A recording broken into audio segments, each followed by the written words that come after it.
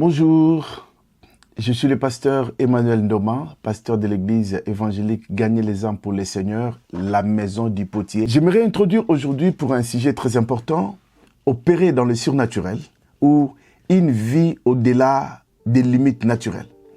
C'est un sujet qui va nous prendre beaucoup de séances, mais aujourd'hui je ne vais que introduire.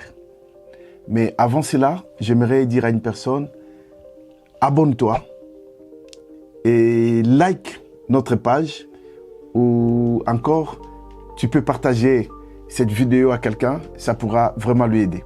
Chers amis, chers enfants de Dieu, il existe une réalité supérieure, un domaine qui échappe aux lois ordinaires, un espace où les limites humaines sont abolies et la présence divine se manifeste sans restriction. Ce domaine, c'est celui du surnaturel. En fait, il y a un domaine où l'homme ne peut rien, la nature ne peut rien, la nature ne peut pas y aller. On transcende à une autre dimension. C'est ça la vie surnaturelle. Le surnaturel, c'est un principe biblique. C'est aussi un principe de Dieu. C'est aussi une promesse que Dieu a donnée. Dès le commencement, vous serez d'accord avec moi que la Bible nous révèle que Dieu a agi au-delà du naturel. Il a créé l'univers par sa parole. Comment une parole peut créer le monde? Ça, c'est le domaine du surnaturel. Il a fait des prodiges et des miracles tout au long de l'histoire de son peuple, le peuple d'Israël. Si vous regardez la Bible, vous allez voir que Dieu, il a séparé la mer en deux. Ça, ce n'est pas le naturel. Il a arrêté le soleil pour Josué. Ça, ce n'est pas le naturel. Il a ressuscité des morts par l'intermédiaire des prophètes. Ça, ce n'est pas le naturel. Bien-aimé, Dieu aujourd'hui est en train d'appeler son peuple à vivre le surnaturel. Il y a un appel aux enfants de Dieu à vivre, à mener une vie au-delà du naturel, à opérer dans le surnaturel. Mais le surnaturel, c'est quelque chose d'aujourd'hui que l'Église doit vivre. C'est quelque chose d'aujourd'hui que les chrétiens doivent vivre. Écoute ce que la Bible dit. Jean chapitre 14, le verset 12. Jésus dit ceci. En vérité, je vous le dis, celui qui croit en moi fera aussi les œuvres que je fais. Et il en fera de plus grandes parce que je m'en vais au Père. Regarde, la Bible dit, en vérité, je vous le dis, celui qui croit en moi fera. Celui qui croit fera. Et il en fera encore plus grande. Cela signifie quoi? Que fonctionner, vivre ou marcher dans le surnaturel n'est pas réservé seulement aux prophètes de l'Ancien Testament, ni aux apôtres du Nouveau Testament, mais aussi à ceux qui croient, Celui qui croit en moi, dit Jésus, celui qui croit en moi fera. Ça veut dire que celui qui croit reçoit une puissance qui lui donnera la capacité de faire des choses. Et la Bible dit, il en fera encore plus grande. Nous avons été appelés à marcher dans une dimension de foi où le surnaturel devient notre quotidien. Nous sommes appelés à marcher dans une dimension de vie où la nature s'arrête. Mais nous allons au-delà de la nature. Paul confirme. Il dit, dans 1 Corinthiens chapitre 2, le verset 4 à 5, il dit ceci. Ma parole et ma prédication ne se reposaient pas sur des discours persuasifs de la sagesse, mais sur une démonstration d'esprit et de puissance, afin que votre foi soit fondée non sur la sagesse des hommes, mais sur la puissance de Dieu. Ça, c'est une très bonne parole qui est en train de booster ma foi ces derniers temps. Paul est en train de dire, mes prédications, vous avez vu, vous m'avez vu, ma parole et ma prédication ne se reposent pas sur des discours persuasifs de la sagesse, mais sur une démonstration de l'esprit et de puissance, afin que votre foi soit fondée. Ça veut dire quoi? La foi chrétienne est fondée sur deux choses. La foi chrétienne est fondée sur la parole de Dieu, et la foi chrétienne est fondée sur la puissance de Dieu. Sur la parole de Dieu, Romains chapitre 10, verset 17 est en train de dire, la foi vient de ce qu'on attend, et ce qu'on attend vient de la parole de Dieu. Ça, c'est la première base de la foi. La foi est fondée sur la parole de Dieu. Romains 10, 17. Mais la foi n'est pas seulement fondée sur la parole de Dieu. La foi d'un chrétien est fondée aussi sur la puissance de Dieu. Les deux sont inséparables. Les deux sont complémentaires. La foi vient de la parole de Dieu et la foi repose aussi sur la puissance de Dieu. Ça, c'est les bases de la foi. Bien-aimé, si la foi repose uniquement sur la connaissance biblique, sans l'expérience et la puissance de Dieu, elle peut être une théorie froide. Elle peut devenir théorique et froide aussi, parce qu'il y a juste la parole. À l'inverse, si elle se repose uniquement sur les manifestations miraculeuses, sans fondement biblique, sans la parole, elle peut conduire à l'égarement. C'est ce que nous sommes en train de voir aujourd'hui. Il y a de ceux-là qui, leur foi se repose seulement sur la parole et qui ne croient plus au miracle. Non, ça ce n'est pas l'évangile. L'évangile, c'est la parole et la démonstration de la puissance. Car celui qui a parlé tout au commencement a parlé et les choses sont venues à l'existence. Il appelle les choses qui n'existaient pas à l'existence. La parole est lâchée et le miracle s'ensuit. S'il y a seulement le miracle, il y a aussi égarement. Il y a de ceux-là qui ne croient qu'au miracle, mais qui ne veulent pas mettre leur foi sur la parole. Et ça, il y a l'égarement. Les gens s'égarent aujourd'hui.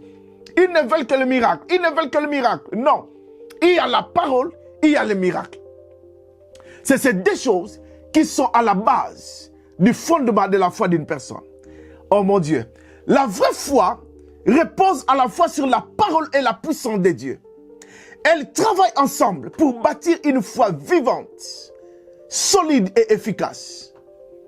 Si quelqu'un veut avoir la foi, il doit avoir la parole et il doit croire au miracle. Jésus dira encore aux disciples, voici les miracles qui accompagneront ceux qui auront cru en moi. Lui, c'est la parole. Tu crois à la parole, il y a la puissance qui arrive. Tu crois à la parole qui est Jésus, il y a le miracle qui s'ensuit. Donc, la foi d'une personne, la foi d'un chrétien, se repose d'abord sur la parole, à croire à la parole. Et quand tu crois à la parole, la démonstration de la puissance arrive dans la vie d'une personne. Mais il y a une question que j'aimerais poser. Pourquoi tant de chrétiens ne marchent-ils pas dans le surnaturel? Tu veux marcher dans le surnaturel, mais croire à la parole. Après, quand tu crois à la parole, le miracle aussi vient, la démonstration de la parole que tu as cru. Mais pourquoi tant de chrétiens ont cru à la parole, mais ils ne voient pas le surnaturel dans leur vie? J'aimerais te parler de trois choses. Je n'entrerai pas trop en profondeur parce qu'aujourd'hui, je ne fais qu'introduire. Pourquoi tant de chrétiens ne manifestent pas le surnaturel dans leur vie? La première des choses, manque de connaissances. La Bible dit dans Osée chapitre 4, le verset 6, « Mon peuple est détruit faute de connaissances. » Beaucoup de chrétiens ignorent que le surnaturel leur appartient. Ils ne savent pas qu'ils doivent opérer, qu'ils doivent aller au-delà des limites naturelles. La deuxième chose, c'est l'absence de foi active. Jésus a dit, « Si tu peux, tout est possible à celui qui croit. » Marc chapitre 9, le verset 23. Ça veut dire que si tu peux, si tu crois, tout est possible à toi. Est-ce qu'il y a encore des gens qui croient à la puissance de Dieu? Est-ce qu'il y a encore des gens qui croient au miracle? Est-ce qu'il y a encore des gens qui croient à la démonstration du surnaturel? Si la foi est active, tu peux vivre le surnaturel dans ta vie. La troisième chose, c'est un mode de vie trop charnel. Or, l'homme naturel n'accepte pas les choses de l'esprit de Dieu, bien sûr, car elles sont une folie pour lui. 1 Corinthiens chapitre 2, le verset 14. Car on est plongé dans la chair. Car on ne fait que les choses de la chair. Car on n'est que naturel. Bien-aimé, les choses de l'esprit, c'est comme une folie. Tu ne le vivras pas. Tu ne le verras pas. Voilà les trois raisons qui font que le chrétien, ceux-là qui se disent chrétiens, ceux-là qui s'appellent des chrétiens, ne puissent pas vivre les surnaturels. J'ai parlé du manque de connaissances, de l'absence de foi active et de mode de vie trop charnel. Chers amis, chers enfants de Dieu, je ne suis qu'à l'introduction. Le surnaturel est réel. Le surnaturel ne s'est pas limité à l'Ancien Testament. Le surnaturel n'est pas seulement quelque chose du Nouveau Testament avec les apôtres, mais le surnaturel est réel encore aujourd'hui. Il faut apprendre à activer ta foi. Il faut apprendre à opérer dans le surnaturel et en faire une réalité quotidienne. Chaque chrétien doit expérimenter le surnaturel, doit vivre au-delà du surnaturel, doit vivre des expériences surnaturelles, doit vivre des choses extraordinaires, car le Dieu que nous prions n'est pas mort, mais il est vivant. Sa puissance est encore là et il peut encore se manifester puissamment dans ta vie. Pendant cet enseignement, je vais faire un voyage d'une nouvelle dimension avec toi. Cet enseignement, c'est un voyage vers une nouvelle dimension envers tout celui qui veut s'ouvrir dans la vie surnaturelle. Au cours de ce message, nous allons découvrir les clés pour entrer dans cette nouvelle dimension, la dimension du surnaturel. Je vous parlerai de comment activer la foi pour vivre le miracle. Je vous parlerai de comment vivre sous l'onction et la puissance du Saint-Esprit. Je vous parlerai de comment marcher dans la dimension de la gloire divine. Ça, c'est des choses que nous aurons à développer pendant cet enseignement, que nous allons suivre chapitre après chapitre, ou émission après émission, ou séance après séance. J'aimerais dire à quelqu'un qui me suit, prépare-toi, car ce que tu vas recevoir va changer, va révolutionner ta foi. Ta vie spirituelle ne sera plus la même quand tu suivras ces enseignements. Ne manque pas la suite dans une semaine encore. Que Dieu fasse grâce, qu'à partir de ces enseignements, que tu commences à mener une vie au-delà du naturel. Non, tu ne peux plus continuer à mener une vie naturelle. Il y a une vie au-delà du naturel, c'est le surnaturel. Et c'est là où Dieu t'appelle à commencer à opérer. N'oublie pas de liker notre page. N'oublie pas de partager ces messages. N'oublie pas de faire aimer aussi les autres. Que Dieu te bénisse. Rendez-vous dans une semaine, notre premier chapitre. Que Dieu te bénisse. Comment opérer dans le surnaturel. À très bientôt.